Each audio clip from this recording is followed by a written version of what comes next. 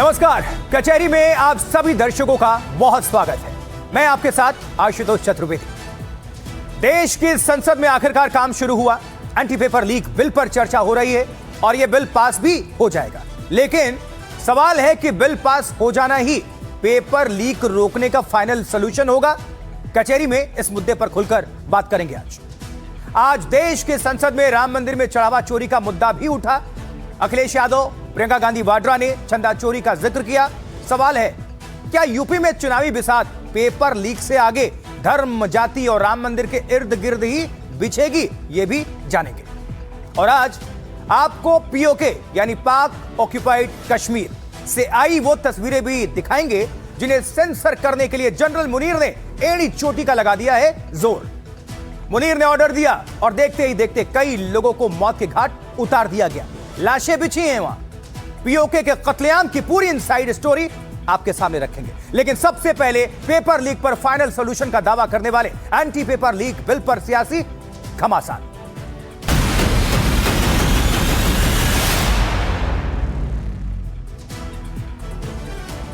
तो paper leak के खिलाफ कानून में किस तरह के बदलाव होंगे, किस तरह की सख्ती की जाएगी, इसको लेकर संसद में बहस गर्मागरम है। सरकार ने 2 साल पहले बने कानून में संशोधनों को करने के प्रस्ताव सदन के सामने रख दिए हैं। उस पर लंबी चर्चा का दौर चल रहा है। अब सबसे बड़ा प्रश्न यह है कि क्या यह संशोधन पेपर लीक का फाइनल सॉल्यूशन साबित होगा? सबसे बड़ी बात तो यही है, यह सबसे बड़ा प्रश्न है सबके जहन में, चाहे आप हो, छात्रों, कोई भी, किसी की भी बात कर लें। और विपक्ष हमलावर है लगातार, लेकिन सरकार अपनी तरफ से हर एक एक्शन लेने का काम कर रही है जो कि लोगों को लगे कि सरकार उनके हित में, छात्रों के हित में कर रही है। और ये ऐसा पूरा एक ठोस कदम के रूप में सरकार दावा कर रही है कि हम उठा रहे हैं ताकि इस पर फाइनल मुहर लगे कि आगे से कोई भी पर्चा लीक, कोई भी पेपर लीक ना हो पाए। और इसकी ही पुख्ता चल रही है तैयारी।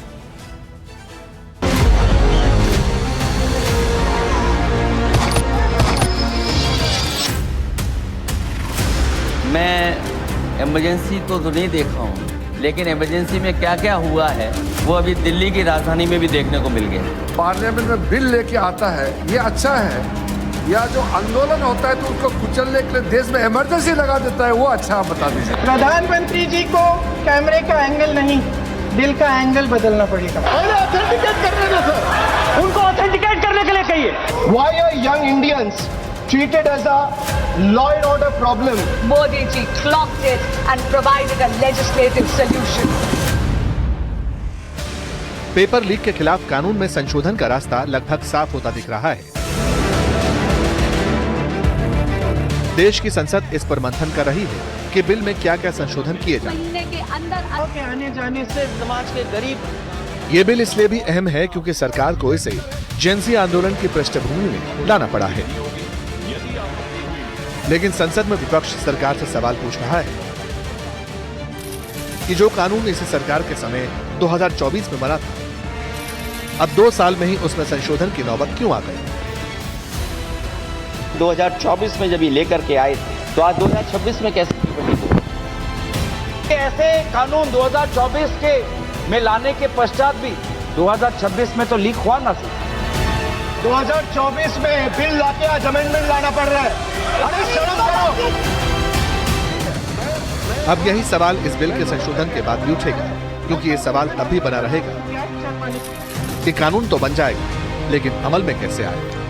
और यही सरकार के सामने सबसे बड़ी चुनौती है। हालांकि सरकार ने संसद में जो संशोधन प्रस्ताव पेश किया उसमें काफी कड़े प्रावधान किए गए हैं। जैसे किसी व्यक्ति या व्यक्तियों द्वारा पेपर लीक किया जाता है तो ऐसे मामले में अभी तक 3 से 5 साल की सजा थी। संशोधन बिल में उसे बढ़ाकर 5 से 10 साल करने का प्रस्ताव है। ऐसे मामलों में पहले 10 लाख रुपए जुर्माना था, अब 50 लाख रुपए करने का प्रस्ताव है। परीक्षा में शामिल एजेंसी या फर्म अगर पेपर लीक करती है तो अब तक उस पर 1 करोड़ का जुर्माना है, अब उसे बढ़ाकर 5 करोड़ करने का प्रस्ताव है। पेपर लीक करने वाले सर्विस प्रोवाइडर को अब तक अगले 4 साल तक परीक्षा कंडक्ट करने से बैन किया जाता था, अब वो समय अवधि बढ़ाकर 8 साल करने का प्रस्ताव है। पेपर लीक करने वाले संगठित गिरोहों को अब तक 5 से 10 साल की जेल होती थी, अब 7 से 10 साल की जेल का प्रस्ताव है। ऐसे मामलों में दोषियों पर अब तक 1 करोड़ रुपए जुर्माना होता है, लेकिन अब 10 करोड़ रुपए जुर्माने का प्रस्ताव है। इसके अलावा प्रधानमंत्री मोदी ने कुछ दिन पहले जो पेपर लीक मामले में स्पेशल फास्ट ट्रैक कोर्ट बनाने की बात कही थी, संसद में आज सरकार ने उसकी डिटेल्स भी रखी। जितेंद्र सिंह ने कहा, स्पेशल फास्ट ट्रैक कोर्ट में 2 महीने के भीतर पूरी जांच होगी। जो भी ट्रायल कोर्ट होगा उस पर 3 महीने के भीतर फैसला आएगा। यानी पेपर लीक की घटना के बाद जांच और फैसला आने की अवधि 5 महीने से ज्यादा नहीं होगी। सबसे महत्वपूर्ण बात जिसका प्रधानमंत्री जी ने वीडियो के माध्यम से जिक्र भी किया, to ensure speedy justice we will have special fast track courts established only for the cases dealing with unfair means in examinations. 2 महीने के भीतर सारी जांच इन्वेस्टिगेशन मुकम्मल की जाएगी और उसके बाद जो भी ट्रायल कोर्ट होगा, जो अभी इस केस में is going to be a fast track special court, उसमें ये 3 महीने, यानी जिस दिन वारदात रिपोर्ट हुई है उस दिन से लेकर के आखिरी निर्णय आने तक 5 महीने से ज्यादा अवधि काल नहीं रहा जाएगा। तो संशोधन बिल के जरिए सरकार ने अपनी मंशा साफ कर ली, लेकिन असली सवाल ये है कि क्या कानून में संशोधन होने से ही समस्या का हल हो जाएगा? क्या कानून में संशोधन होने के बाद पेपर लीक की घटनाएं रोकी जा सकेंगी? बीते अनुभव तो ऐसी उम्मीद नहीं बनाते। इसलिए समाजवादी पार्टी के राष्ट्रीय अध्यक्ष अखिलेश यादव ने संसद में चर्चा के दौरान इस पर सवाल उठा दिया। तो जो कानून पहले बनाया उसी कानून का संशोधन करके लेके आए हैं। किसकी आंखों में आप धूल झोंक रहे हैं? और अगर कानून से बच रहा होता तो भाजपा की 10 साल की सरकार में 20 परीक्षाएं कैसे लीक हो गई? 20 परीक्षाएं लीक हुई अध्यक्ष महोदय। और नीट परीक्षा कोई पहली बार लीक नहीं हुई, दोबारा लीक हो गई, कानून बनने के बाद लीक हुई। तो कानून बन जाने के बाद भी पेपर लीक की घटनाएं नहीं रुकी, यही असली चिंता की बात है। ये कुछ उसी तरह का मामला है जैसे साल 2012 में दिल्ली के बहुचर्चित निर्भया कांड के बाद देश के कानून में बदलाव करके कड़े प्रावधान किए गए और एक नया कानून भी वजूद में आया जिसका नाम है पॉक्सो एक्ट। लेकिन उसके बाद भी रेप की घटनाएं नहीं रुकी और पॉक्सो एक्ट भी असर नहीं दिखा पाया। इसीलिए पेपर लीक के खिलाफ कानून में संशोधन के प्रभावी होने को लेकर विपक्ष के सांसद भी बहुत आश्वस्त नहीं है। नई नई कमेटियां बनाने से काम नहीं चलेगा। उनका अध्यक्ष चाहे कोई भी हो, राधा कृष्ण कमेटी भी व्यवस्था में सुधार लाने के लिए बनी थी। आज तक उसकी एक सिफारिश लागू नहीं हुई है। और इस नई कमेटी में तो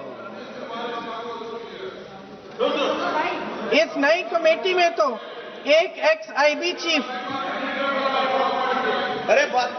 फिर चिल्लाएंगे, एक एक्स आईबी चीफ, एक आईटी कंपनी के मालिक और एक गौमूत्र के विशेषज्ञ भी हैं।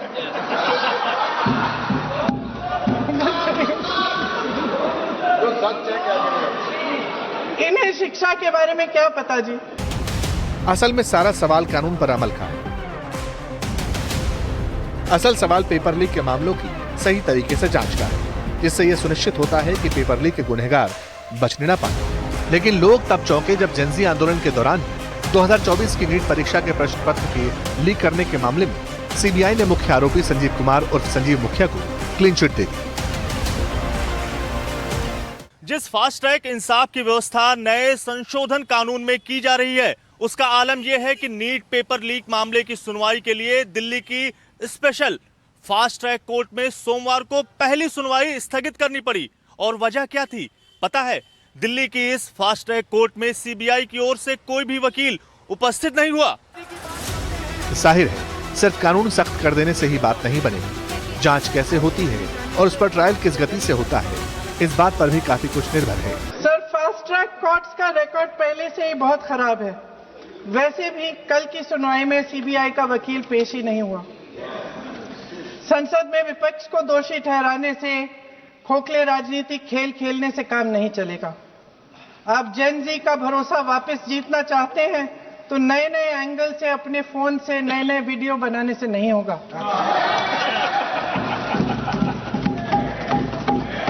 प्रधानमंत्री जी को कैमरे का एंगल नहीं, दिल का एंगल बदलना पड़ेगा। हमारे पास दुनिया के बहुत से उदाहरण हैं कि वहां परीक्षाओं को कंडक्ट कराने के लिए कितना कड़ा सिस्टम बनाया गया है। जैसे चीन में वहां की सरकार गाओकाओ परीक्षा को राष्ट्रीय सुरक्षा का मसला मानकर कड़ी निगरानी में कराती है। दक्षिण कोरिया में प्रश्न पत्र तैयार करने वालों को एक गुप्त और अज्ञात जगह पर ले जाया जाता है, जहां वो बाहरी दुनिया से पूरी तरह कटे रहते हैं और ये तब तक चलता है जब तक परीक्षा आधिकारिक तौर पर खत्म न हो जाए।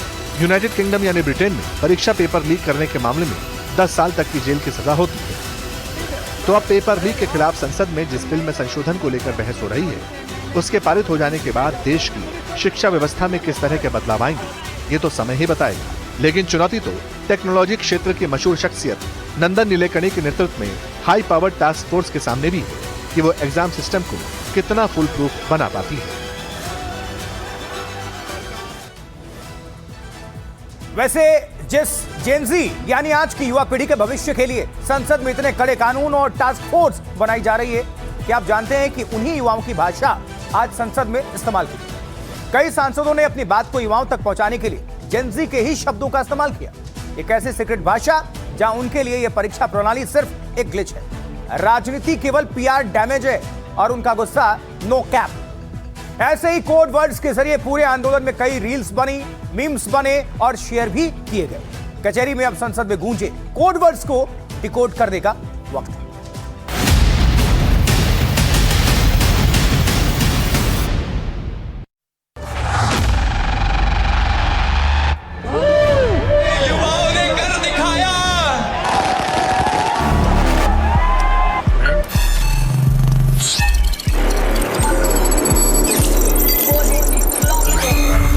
Thank you friends.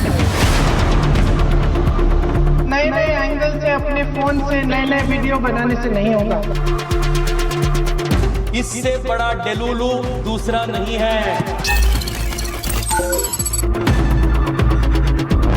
जिस लोकतंत्र के सबसे बड़े मंदिर यानी संसद में माननीय और सभ्य भाषा के औपचारिक बंधनों में बहस हुआ करती थी, वहां अचानक Modi ji clocked it, system reboot, system reset जैसे शब्द गूंजने लगे और संसद की कार्यवाही का मिजाज उस वक्त पूरी तरह बदल गया जब बीजेपी सांसद बांसुरी स्वराज माइक भरा।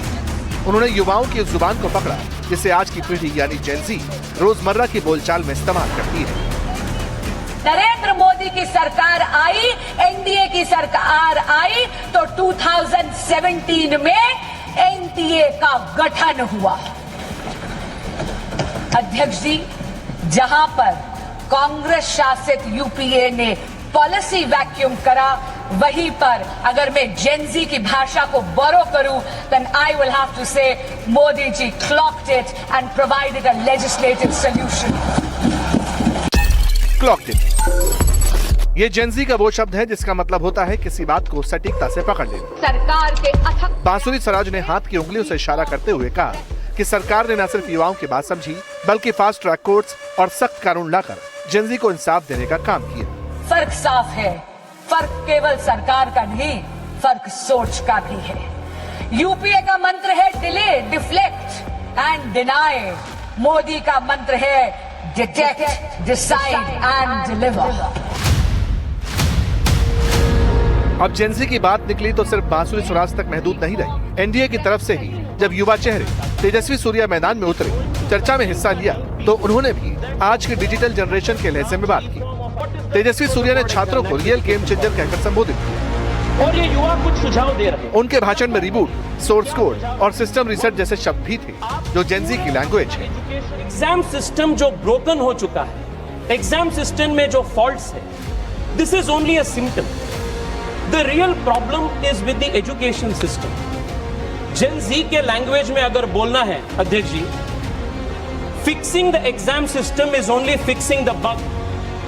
Fixing the education system is actually fixing the source code, and fixing the source code is root and branch reform of our education system. इसके बाद तेजस्वी सूर्या ने कांग्रेस पर अटैक किया। फोमो हो गया। राहुल गांधी का जिक्र करते हुए फोमो यानी फियर ऑफ मिसिंग आउट और भ्रम का शिकार जिसके लिए डिलीजनल शब्द का इस्तेमाल करते हैं, उसके लिए जेनजी वाले स्लैंग जेलुलू का इस्तेमाल किया। जब ये पूरा प्रदेश हो रहा था, पूरा ये प्रदर्शन हो रहा था बच्चों का, राहुल गांधी जी को पूरा पॉलिटिकल फोमो हो गया। और राहुल गांधी जी सोचे कि मैं कहां जाऊं भाई, इतना हाईलाइट स्पॉटलाइट सबको बाकी को मिल रहा है। सीधा राहुल गांधी जी जाके प्रधानमंत्री जी के घर के सामने बैठ गए।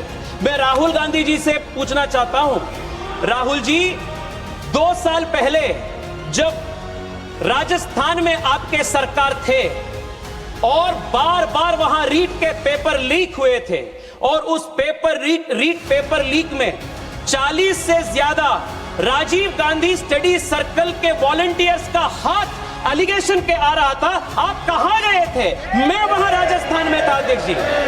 जेनजी के लैंग्वेज में मैं आज विपक्ष से कहना चाहता हूं, because of this issue opposition thinks that youth are with him. इससे बड़ा डेलुलू दूसरा नहीं है।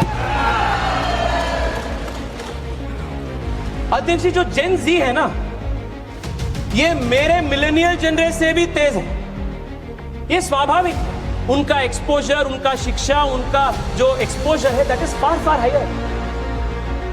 जैसे पता चल जाते हैं उनको जो सच नियत का है, जो कैसा है, दे गेट टू नो। बात करते हैं, अरे शर्म करो। अब वार हुआ तो पलटवार होना था। विपक्ष ने सरकार के एजेंसी अवतार पर तंज कसने में देर नहीं लगा। ये जो नया जेनजी का लिंगो यूज कर रहे हैं ना, मैं भी उनको बताना चाहती हूँ सर, इन्होंने शायद इंस्टाग्राम नहीं देखा। सब बीजेपी के लोगों ने देखा भी होगा तो बोलेंगे नहीं पता है, सबके बच्चे हमारे साइड पे, उनके साइड पे तो किसी के बच्चे नहीं है। इनकी अगली जनरेशन में इनके साथ नहीं, हमारे साथ भी नहीं है शायद।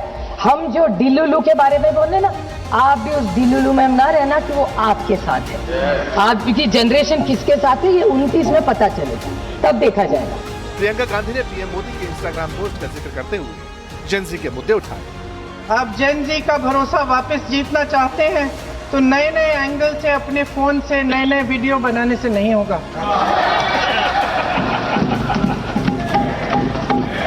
प्रधानमंत्री जी को कैमरे का एंगल नहीं, दिल का एंगल बदलना पड़ेगा।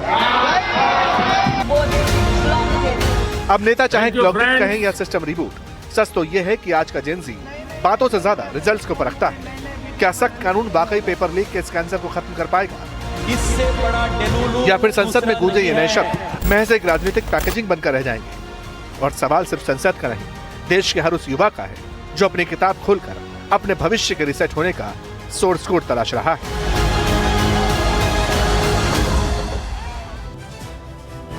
वहीं इसी मामले से जुड़ी एक बड़ी खबर है। नीट यूजी परीक्षा पेपर लीक मामले में सीबीआई ने राउस रेवेन्यू कोर्ट में चार्जशीट दाखिल की है। सीबीआई की आर्थिक अपराध शाखा ने 13 आरोपियों के खिलाफ चार्जशीट दायर किया है। चार्जशीट को आगे सुनवाई के लिए, पेपर लीक मामलों की सुनवाई के लिए गठित विशेष फास्ट ट्रैक कोर्ट के समक्ष पेश किया जाएगा। मामले में सभी 13 आरोपी फिलहाल न्यायिक हिरासत में हैं। तो ये ब्रेकिंग न्यूज, बड़ी खबर, जहां फास्ट ट्रैक कोर्ट में सुनवाई होगी। आरोपियों के खिलाफ सीबीआई ने दाखिल कर दी है चार्जशीट। अभी न्यायिक हिरासत में 13 आरोपी हैं। तो इसी पेपर लीक को लेकर छात्रों ने आंदोलन किया था, जिसमें शिक्षा मंत्री धर्मेंद्र प्रधान को इस्तीफा देना पड़ा था। सीजेपी यानी कॉकरोच जनता पार्टी ने जश्न मनाया। लेकिन सवाल यह है कि जंतर मंतर की जीत के बाद आखिर सीजेपी के लिए आगे क्या है? क्या सोशल मीडिया का यह मूवमेंट सिर्फ एक परीक्षा सुधार आंदोलन तक सीमित रहेगी, या फिर कपिल सिब्बल के 1 करोड़ रुपए के लीगल फंड और राजस्थान से आए बुलावे के दम पर यह आंदोलन अब एक मुकम्मल राजनीतिक विकल्प बनने जा रहा है? क्या सीजेपी 2027 में उत्तर प्रदेश और पंजाब जैसे राज्यों की सियासत में किस्मत आजमाएगी, या फिर नया सिस्टम रीसेट करेगी? कचहरी में इसका भी विश्लेषण।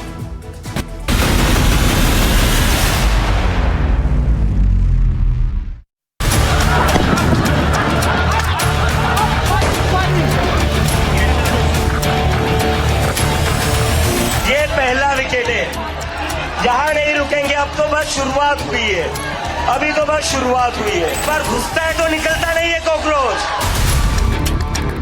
जंतर मंतर पर 36 दिनों वाले ऐतिहासिक आंदोलन को खत्म करते हुए सीजेपी के संस्थापक अभिजीत दीपके के ये शब्द सिर्फ एक विदाई भाषण नहीं थे। धर्मेंद्र प्रधान के इस्तीफे और भेंट सुधारों पर सहमति के बाद ये सवाल देश के सियासी गलियारों में गूंज रहा है। आखिर सीजेपी के लिए जंतर मंतर के आगे क्या है? क्या एक सोशल मीडिया हैशटैग से शुरू हुआ युवाओं का गुस्सा इतिहास दोहरा सकता है? जिस तरह सीजेपी ने जंतर मंतर पर आंदोलन किया, उसी तरह केजरीवाल ने भी इसी जंतर मंतर पर धरना दिया था और फिर जंतर मंतर से ही आम आदमी पार्टी की शुरुआत की। तो क्या एक और आंदोलन का आखिरी पड़ा सियासी पार्टी का आगाज हो सकता है या फिर आंदोलन का विस्तार करने की नई तैयारी है?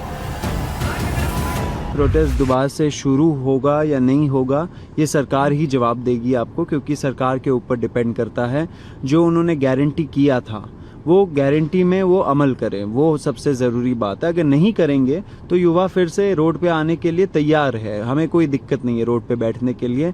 36 दिन हम लोग बैठे, वैसे ही हम लोग आगे भी बैठ सकते हैं, सरकार को डिसाइड करना पड़ेगा। इस वक्त सीजेपी की तरफ से इसी तरह की लाइन लेंथ और सदी हुई टोन में जवाब आ रहे हैं। वो आगे की रणनीति पर खुलकर बात नहीं करते। सवाल है कि आगे की कोई रणनीति है भी या नहीं। जब तक इस सवाल का जवाब मिलता तब तक सीजेपी की एक और प्रवक्ता का बयान वायरल होने लगा। वैष्णवी गौड़ ने एक इंटरव्यू में कहा, हमारा एजेंडा अब और व्यापक होगा। पार्टी देश भर के आम लोगों, सिविल सोसाइटी और युवाओं के साथ टाउन हॉल जैसी बैठकें आयोजित करने की योजना बना रही है। दरअसल सीजेपी उन वादों का जिक्र करती है जो सरकार की तरफ से किए गए थे, जिसमें किसी प्रदर्शनकारी छात्र के खिलाफ केस नहीं करने की बात थी। एफआईआर वापस हो, इस मांग को फिर दोहराया गया। सरकार के जो रिप्रेजेंटेटिव्स है उन्होंने रीच आउट किया, उन्होंने बोला कि बातचीत करनी है, तो हम मिले।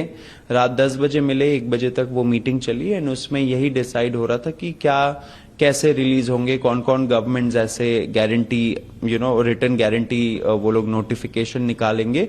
आपने देखा कि बिहार ने भी निकाला, असम ने भी निकाला, तो हम लोग उसी चीज पे चर्चा कर रहे थे कौन कौन से ऐसे स्टेट गवर्नमेंट्स होंगे जो निकालेंगे एंड क्या लैंग्वेज यूज होना चाहिए उसमें। लेकिन इसीलिए मैं बोल रहा हूं कि सुप्रीम कोर्ट अगर कुछ कंडीशंस डाल रहा है तो वो हमें मंजूर नहीं है।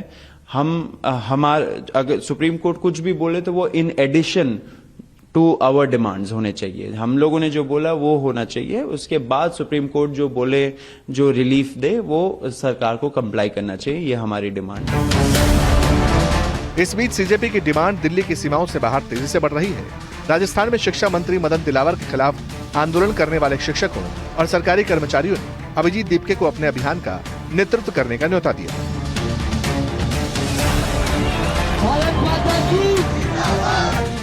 सवाल है, क्या सीजेपी का मूवमेंट अब ऑल इंडिया प्रोटेस्ट की शेप लेने वाला है या इसे सियासी जमीन तैयार करने का नया प्रयोग समझा जा रहा है? कि हम एक ये सीजेपी ढांचा बनाएगी कि किस जगह पे क्या हुआ है, किस छात्र को, किस प्रोटेस्टर के खिलाफ कार्रवाई हुई है, चाहे कि मुफस्सिल में हुई हो, वहाँ कौन वकील है जो हमारी मदद कर सकता है। ठीक है, फिर ये लोग वेबसाइट बनाएंगे, मैं नहीं करूँगा, ये लोग खुद वेबसाइट बनाएंगे। उस वेबसाइट पे जो वकील लोग मदद करना चाहते हैं वो अपना नाम देंगे, कहाँ वो रहते हैं, किस तरह से मदद करेंगे, प्रो बोनो मदद करेंगे या उनके पास कुछ थोड़ा बहुत देना पड़ेगा। तो इस संदर्भ में मैंने कहा है कि मैं अपनी ओर से 1 करोड़ रुपया दूंगा। यानी फंड का फ्लो शुरू हो चुका है, लेकिन बकौल कपिल सिब्बल ये पैसा लीगल बैटल के लिए है। वैसे जहां तक फंड का सवाल है तो चंदे के सहारे ही आम आदमी पार्टी का भी विस्तार हुआ था, फिर चुनाव भी लड़ेगा। क्या सीजेपी भविष्य में इस लाइन को फॉलो करना चाहती है? नियम क्या कहते हैं? अब संसदीय लोकतंत्र में चुनाव लड़ने के लिए भारत निर्वाचन आयोग यानी इलेक्शन कमीशन ऑफ इंडिया के पास राजनीतिक दल का रजिस्ट्रेशन कराना जरूरी है। चुनाव आयोग इलेक्शन सिंबल्स ऑर्डर 1968 के कड़े नियमों के तहत ही पार्टियों को चुनाव निशान आवंटित करता है। मगर इस कानून के मुताबिक किसी भी जानवर, पक्षी या कीट पतंगे को चुनाव चिन्ह के रूप में इस्तेमाल करने पर सख्त पाबंदी है। इसलिए कॉकरोच को चुनावी प्रतीक मिलना नामुमकिन है। अगर सीजेपी भविष्य में चुनावी मैदान में उतरना चाहती है तो उसे सबसे पहले अपना प्रतीक चिन्ह बदलना होगा। आवेदन करते हुए ईसीआई की स्वीकृत सूची में से ही कोई नया मुक्त प्रतीक यानी फ्री सिंबल चुनना पड़ेगा। सोचिए, 2 महीने पुराना एक सोशल मीडिया का मूवमेंट देखते ही देखते आंदोलन में तब्दील हो गया और अब उसे बड़े कैनवास पर सपोर्ट भी दिखने लगा। लेकिन सवाल चेहरे को लेकर भी है। 1.5 दशक पहले इंडिया अगेंस्ट करप्शन आंदोलन जन आंदोलन में तब्दील हुआ और फिर आम आदमी पार्टी खड़ी हुई। लेकिन तब आपके पास अन्ना हजारे के तौर पर एक सर्वमान्य चेहरा था, वहीं सीजेपी एक सटायरिकल यानी व्यंग्यात्मक और सोशल मीडिया के जरिए पैदा हुआ जन उभार है। क्या कोई चेहरा नहीं होना ही सीधे इस वक्त आपको लिए चलेंगे लोकसभा, जहां असदुद्दीन ओवैसी अपनी बात रख रहे हैं। पार्टी को जिन्होंने नौजवानों की उखाबी रूह को बेदार किया, अब उनको उनकी मंजिलें आसमान पर नजर आ रही हैं। तो मैडम, जो नौजवानों को यहां पर अनाप शनाप बक रहे थे, उन्हीं नौजवानों की तरफ से मैं पैगाम दे रहा हूं, किसी को अपने अमल का हिसाब क्या दें, सवाल सारे गलत थे, जवाब क्या दें। मैं ये जो जुल्म किया गया है, पैलेट गन मारकर, मैं खत्म कर रहा हूं, पैलेट गन मारकर 4 लोगों को उनके जिस्म पर मारा गया। जुल्म फिर जुल्म है, जब बढ़ता है तो मिट जाता है। खून फिर खून है, टपकेगा तो गिरेगा। और किसी शायर ने अच्छा कहा था, इधर आ सितमगर हुनर आजमाए, तू तीर आजमा हम जिगर आजमाए। आप नौजवानों को छोड़कर, उनको अपना रिश्ता खत्म करके आप अगर हुकूमत करना चाहते हैं आइंदा 2.5 साल, तो मैं बड़े एतमाद के साथ कह रहा हूं कि आपकी मिस गवर्नेंस की वजह से कहीं खुदा ना खास्ता जो पड़ोसी देश में हुआ वो हरकत यहां पर ना हो जाए। उस आफत की दावत आप दे रहे हैं, ये इसीलिए मैं इस बिल की मुखालिफत करता हूं। हरसिमरत कौर बादल जी, माननीय सदस्य श्रीमती हरसिमरत कौर बादल जी, मैं तो इनको बधाई दे रही थी। तो लोकसभा की कार्रवाई अभी चल रही है और असदुद्दीन ओवैसी को भी आप सुन रहे थे। फिलहाल छोटा सा ब्रेक, बने रहे, देखते रहे आप एनडीटीवी इंडिया। लौट रहे हैं ब्रेक के बाद। कचहरी में बढ़ेंगे आगे। जेनजी के आंदोलन ने देश में भले ही हलचल मचा दी हो, लेकिन ऐसा लग रहा है कि उत्तर प्रदेश की राजनीति एक अलग ही जोन में है। उसकी लाइन लेंथ अलग ही दिख रही है, वहां की राजनीति की भाषा ही अलग दिख रही है। उसमें हिंदुत्व की गूंज है, जाति की गूंज है। हैरानी की बात यह रही कि आज संसद में अखिलेश यादव और प्रियंका गांधी वाड्रा ने राम मंदिर में चढ़ावा चोरी के मुद्दे का भी जिक्र कर डाला। तो क्या संसद के जरिए यूपी चुनाव का गेम खेला जा रहा है?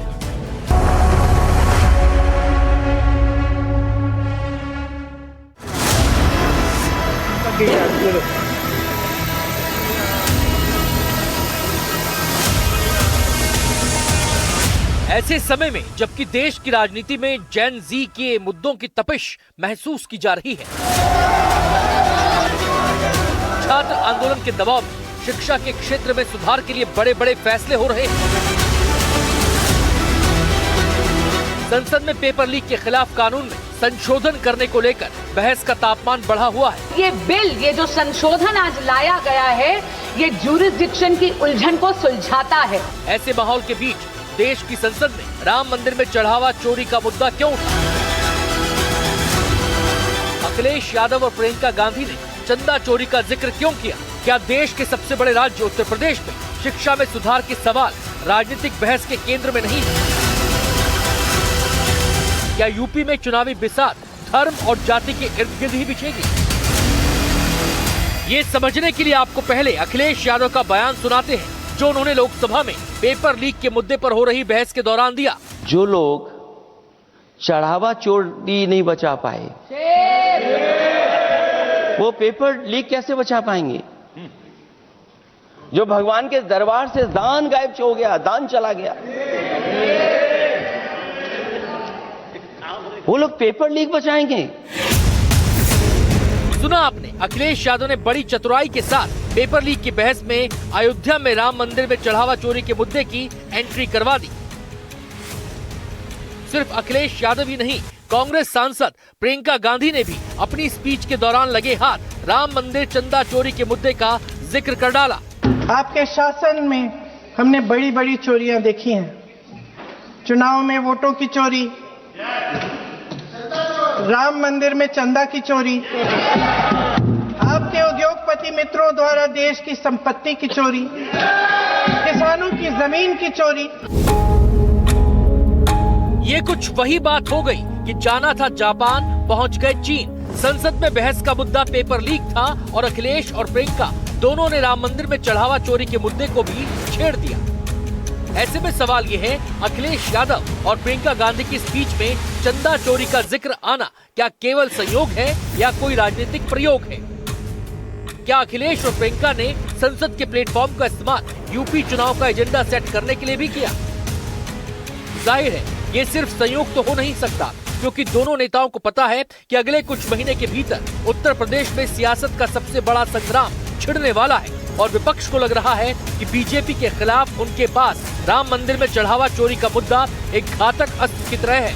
इसलिए AIMIM के चीफ असदुद्दीन ओवैसी भी बहते हुए पानी में हाथ धोते दिखाई दिए। मैं उत्तर प्रदेश के मुख्यमंत्री से पूछ रहा हूं कि राम मंदिर में ये चोरी कैसे हुई बाबा?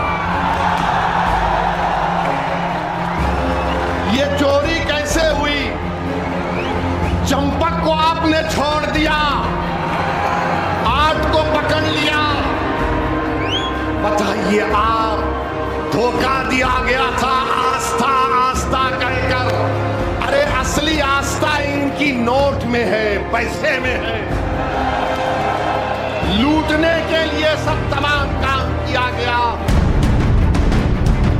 तो दिल्ली में विपक्ष चाहे कुछ भी कर रहा हो, यूपी में वो राम मंदिर में चंदा चोरी के मुद्दे को पकड़े हुए है, वो भी ऐसे समय में जबकि यूपी के सीएम योगी आदित्यनाथ जगह जगह रैलियों में बीजेपी के राजनीतिक हिंदुत्व की धार लगातार तेज किए जा रहे हैं। पहले समाजवादी पार्टी कहती थी कावड़ यात्रा नहीं होने देंगे, शिव भक्त जाएंगे दंगा हो जाएगा। वे शंख नहीं बजने देते थे, घंटा नहीं बजने देते थे।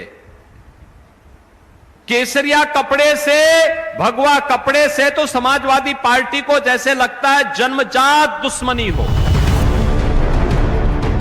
तो जिस पिच पर सीएम योगी आदित्यनाथ चुनावी बिसात बिछा रहे हैं, उसी पर अखिलेश यादव हो, प्रियंका गांधी हो या असदुद्दीन ओवैसी हो, ये सारे नेता राम मंदिर चढ़ावा चोरी के मुद्दे को हवा देकर बीजेपी की स्ट्रेटेजी पर पलीता लगाने की फिराक में है। और जमीन पर अखिलेश यादव की समाजवादी पार्टी क्या कर रही है पता है? समाजवादी पार्टी चंदा चोर गद्दी छोड़ के नारों के साथ प्रोटेस्ट कर रही है। यही नहीं, समाजवादी पार्टी मुलायम सिंह यादव की स्मृति में गोवर्धन परिक्रमा से लेकर भंडारे जैसे आयोजन कर रही है। तो भले ही देश में कोई और मुद्दा गर्म हो, जेन जी आंदोलन की गूंज अभी भी घर घर सुनाई दे रही हो, लेकिन यूपी में कुछ और ही चल रहा है। यहाँ की राजनीति में हर घटना को जाति धर्म के चश्मे से देखा जा रहा है। गजब की बात यह है कि केंद्रीय शिक्षा मंत्री धर्मेंद्र प्रधान के इस्तीफे में भी यूपी में जाति ढूंढ ली गई। जैसे डिप्टी सीएम केशव प्रसाद मौर्य का सोशल मीडिया पोस्ट ही देख लीजिए। उन्होंने लिखा, समाजवादी पार्टी और कांग्रेस की बुनियाद ही पिछड़ा वर्ग विरोधी है। उनका ये चरित्र बार बार उजागर हो चुका है। देश में जब भी पिछड़ा वर्ग का कोई व्यक्ति प्रधानमंत्री, मुख्यमंत्री या डिप्टी सीएम और मंत्री बनता है, तो इन दोनों परिवारवादी दलों के नेताओं को ये सहन नहीं होता और उन्हें लगातार निशाना बनाया जाता है। यूपी में बीजेपी की सहयोगी निषाद पार्टी भी कह रही है कि अखिलेश यादव का इकलौता मकसद पिछड़े वर्ग के शिक्षा मंत्री धर्मेंद्र प्रधान को हटाना था। अखिलेश यादव ने एक बहुत बड़ा कलंक ले लिया। पिछड़ों के नेता बनने के बाद पिछड़ों का इस्तीफा लिया। उनका एक ही उद्देश्य था, पिछड़ा जो है वो उसको, जो मोदी पिछड़ों के साथ हैं, और पिछड़े के बेटे को उन्होंने एक शिक्षा मंत्री बनाया, जिससे पिछड़े और निचले और दबे कुचले और महिलाएं विकास की मुख्यधारा में आ जाए। तो पिछड़े का शिक्षा मंत्री हटाना इनका उद्देश्य था और कुछ और उद्देश्य नहीं। जब धर्मेंद्र प्रधान के पास कोई और आरोप नहीं है, किसी अनुभव है, बस इतना, वो शिक्षित है, पोस्ट ग्रेजुएट हैं, अनुभव है लंबे समय तक का, और पिछड़ों के नेता हैं, तो इन लोगों का एक ही उद्देश्य है कि नाम पिछड़ा है और काम पिछड़ा विरोधी है। तो जिन धर्मेंद्र प्रधान को देश के लोग शिक्षा मंत्री के तौर पर जानते थे, यूपी की राजनीति ने उनकी जाति बता दी। धर्मेंद्र प्रधान जिस कुर्मी जाति से आते हैं, यूपी में वो कुर्मी यादवों के बाद ओबीसी की दूसरी सबसे बड़ी जाति है। यूपी में कुर्मी की आबादी करीब 1,75,00,000 से 2 करोड़ के बीच मानी जाती है। 2022 में बीजेपी के सबसे ज्यादा 27 कुर्मी विधायक जीत कर आए थे। तो कुल मिलाकर यूपी की चुनावी लड़ाई लौटकर जाति धर्म पर आ गई है। जाहिर है, ऐसे में अखिलेश यादव और प्रियंका गांधी का संसद में राम मंदिर चढ़ावा चोरी का जिक्र करना संयोग नहीं हो सकता।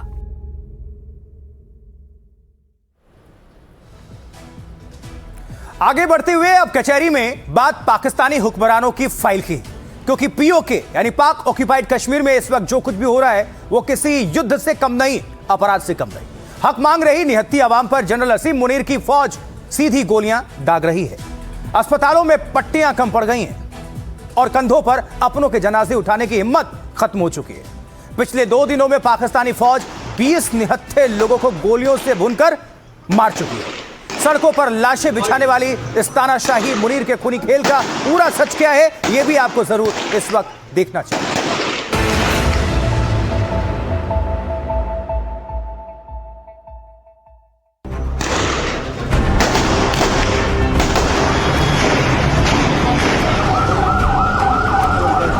कोर्ट से गुजर कर मुजफ्फराबाद जाना है।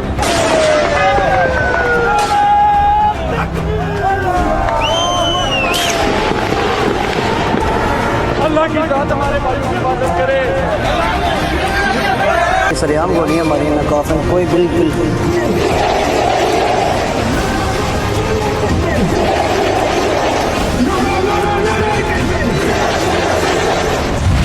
जब किसी शख्स पर इंसानों की लाशें बिछाने की सनक सवार हो जाए तो इसे आप क्या कहेंगे?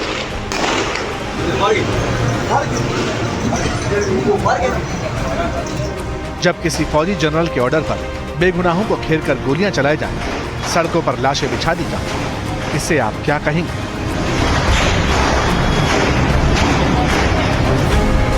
जब शांतिपूर्ण प्रोटेस्ट करने वाले लोगों को मौत के घाट उतारा जाए, टारगेट किलिंग की जाए, इसे आप क्या नाम देंगे? पाकिस्तानी रेंजर जो है ना, अमन अंदाज में लोग आगे बढ़ रहे हो, हमारे बहुत सारे भाई अस्पतालों में पट्टियां कम पड़ गई, कंधों पर अपनों के जनाजे उठाने की हिम्मत खत्म हो रही है। हिफाजत करे। 15 से 20 नौजवानों को बोलो। ये किसी युद्ध का मंजर नहीं, ये पाकिस्तान के कब्जे वाले कश्मीर का आज का सच है। और इन तस्वीरों को देखने के लिए पत्थर का कलेजा चाहिए, क्योंकि बिना ब्लर किए इन्हें आपको दिखा नहीं सकते। पीओके के मीरपुर डिवीजन में मोटरसाइकिल पर सवार प्रदर्शनकारी थे। वो मुजफ्फराबाद की तरफ बढ़ने के लिए निकले थे। सामने मुनीर की फौज और पीओके की पुलिस थी। ऑर्डर आया और एक झटके में ये घाटी लहूलुहान हो गई। चारों तरफ दहशत का मंजर था। खून इतना बहा कि हर तरफ चीख पुकार मच गई।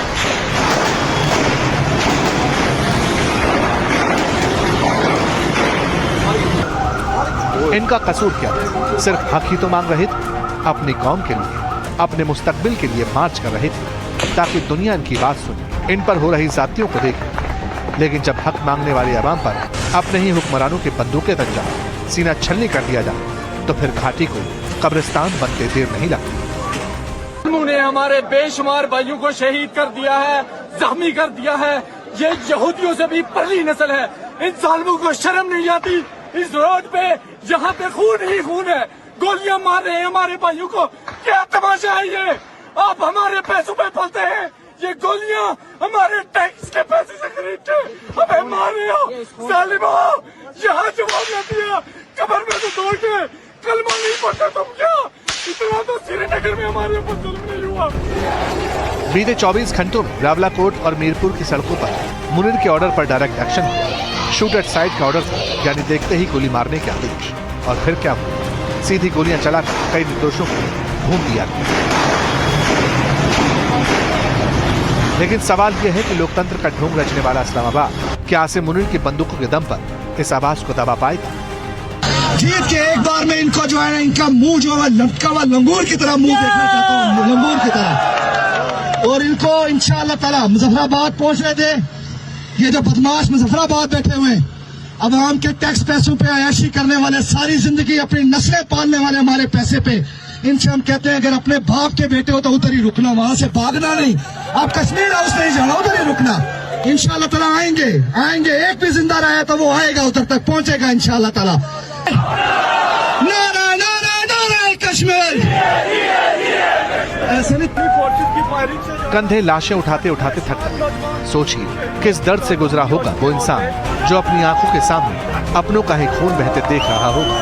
लेकिन दुनिया के सबसे बड़े मानवाधिकार के पैरोकार इस वक्त खामोश हैं। जरा भी डर खौफ नहीं है। चकिता है मैं जला के आया हूं कश्तियां। इस खबर के साथ ही कचहरी में आज के लिए इतना ही। आप बने रहें, देखते रहें एनडीटीवी इंडिया। यहाँ खबरें लगातार जारी हैं। मुझे आशुतोष चतुर्वेदी को दीजिए आप इजाजत। नमस्कार।